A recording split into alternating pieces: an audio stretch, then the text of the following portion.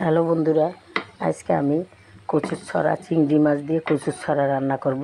তার মধ্যে একটা আলু দিয়েছি আমি। এখন কচুর ছড়াটাকে সুন্দর করে কেটে ধুয়ে পরিষ্কার করে আমি একটু সেদ্ধ করে নিয়েছি। এখন আমি চুলায় পাতিল বসিয়ে দিয়েছি। পাতিল বসিয়ে দিচ্ছি, সেখানে কিছুটা পেঁয়াজ কুচি দিয়ে দিচ্ছি। পেঁয়াজ কুচিটা আমার যখন লাল হয়ে আসবে তখন আমি মিক্স করে রেখে চিংড়ি মাছটা দেবো আগে। চিংড়ি মাছটা একটু ভেজে নেব। তারপরে আমি মিক্স করে রেখেছি 1 চামচ হলুদের গুঁড়ি, 1 চামচ মরিচের গুঁড়ি, অল্প জিরা, 1 চামচ ধনিয়ার গুঁড়া, রসুন, স্বাদ মতো লবণ, এগুলো আমি মেপে রেখেছি। এগুলো আমি ঢেলে দিলাম, কিছুটা পানি দিয়ে দিলাম। মশলাটা জানি না পড়ে সেই জন্য আমি বাটা মরিচই দিয়েছি।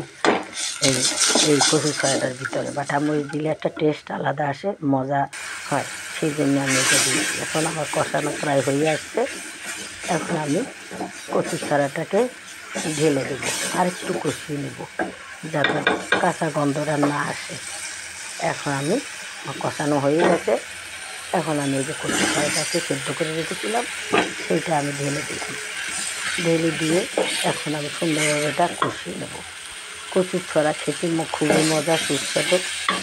সেই জন্য কচুর ছড়া যে কোনো জিনিস দিয়েই রান্না করা যায়, মাছ দিয়ে, চিংড়ি মাছ দিয়ে, মাংস দিয়ে, যে কোনো জিনিস দিয়ে রান্না করা যায়। তাই আজকে আমি কচুর ছড়াটাকে চিংড়ি মাছ দিয়ে রান্না করলাম। হ্যাঁ, প্রায় কষানো হয়ে আসছে। কিছু গরম পানি দিব, ঠান্ডা পানি দেওয়া যাবে না, তাই আমি কিছু গরম পানি ঢেলে দিব। হ্যাঁ, ঢেলে দিলাম। এখন আমি সুন্দরভাবে নাড়াচাড়া দিয়ে এটাকে ঢেকে দিব, সুন্দর করে ঢেকে দিব। কারণ মরিচ একটু বাটা মরিচ দিয়েছি, জাল হয়ে গেছে, সেই জন্যে আমি কাঁচা মরিচ আর দিব না।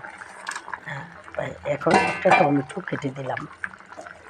এখন কিছুক্ষণ আবার নাড়াচাড়া করব। নাড়াচাড়া করে একটু আমি কচুর ছড়াটাকে ভেঙে দিব। একটু ভেঙে দিলে কচুর ছড়াটা আরও টেস্ট হবে, স্বাদ হবে। তাই একটুখানি ক্যামেরা অফের সময় আমি কচুর ছড়াটাকে একটু ভেঙে দিয়েছিলাম ডাল গুটলি দিয়ে। এখন আমি একটু ধনিয়া পাতা দিয়ে দেবো, কিছুটা ধনিয়া পাতা আছে, এটা আমি দিয়ে দিলাম। লবণ টেস্ট করলাম, হ্যাঁ ঠিক হয়েছে। হ্যাঁ, খুবই টেস্টি, দেখতে খুবই লোভনীয় হয়েছে আমার এই সবজিটা।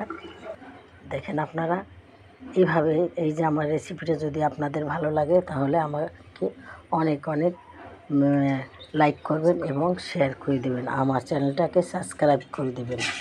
আর আমার ভুল ত্রুটি হলে আপনারা ক্ষমা করে দেবেন।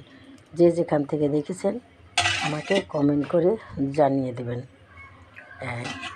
এই যে আমার রেসিপিটা দেখেন আপনারা কত লোভনীয় হয়েছে।